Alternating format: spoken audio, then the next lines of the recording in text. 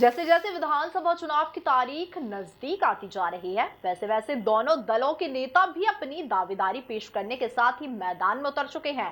जहां भाजपा और कांग्रेस दोनों ही आदिवासी अंचलों में अपनी पकड़ बनाने में लगे हुए हैं, उसी कड़ी में महू विधानसभा के चोरल गांव में पूर्व विधायक अंतर सिंह दरबार के नेतृत्व में निकाली गई चुनरी यात्रा में पूर्व गृह मंत्री बाला बच्चन, सुरेंद्र सिंह, हनी बघेल, मृणाल पंत सहित अन्य कांग्रेसी नेता शामिल हुए। देखिए इसी पर हमारी खास रिपोर्ट। महू विधानसभा को जीतने के लिए कांग्रेस पूरा जोर लगा रही है। इसको लेकर यहां पर कांग्रेस के दो आदिवासी नेताओं को उतार दिया गया है। पूर्व गृह मंत्री बाला बच्चन, सुरेंद्र सिंह, हनी बघेल ने कार्यक्रम में शामिल होकर जमकर हमला बोला।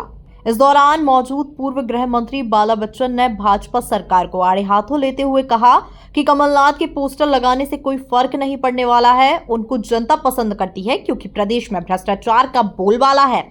अब ये जो सरकार है, सुन लो, जो सरकार भ्रष्टाचार में इतनी डूबी हुई हो, जो भगवान को नहीं छोड़ती है।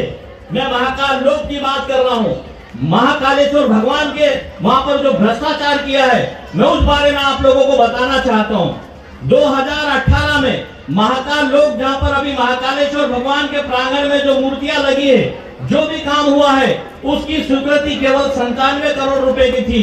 हमारी सरकार के मुख्यमंत्री आदरणीय कमलनाथ जी ने, जिस कैबिनेट में मैं भी और हानि बघेल जी भी हम लोग थे, 97 करोड़ के काम की मंजूरी हमने 300 करोड़ की कर दी।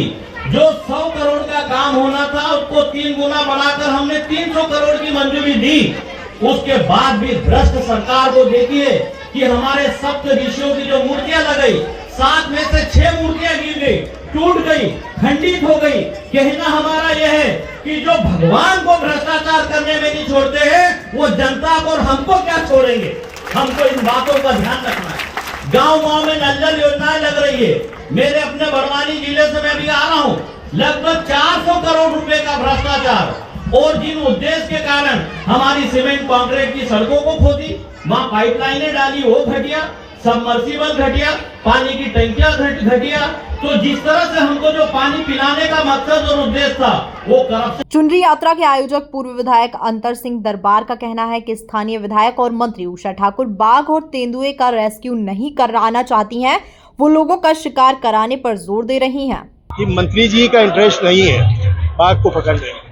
कहीं ऐसा तो नहीं है कि उनके इंदौर के जो लोग हैं, उनको कहीं शिकार करना हो या आखेट करना हो, जो उनके बड़े बड़े लोग उनके साथ लगे हैं, उसके लिए तो नहीं तो आज की तारीख में इतने साधन हैं। सेना हमारे यहाँ है, क्यों नहीं केंद्र सरकार उनकी है, संज्ञान में ला करके सेना को लगा करके वो बाघ को पकड़ा जाए।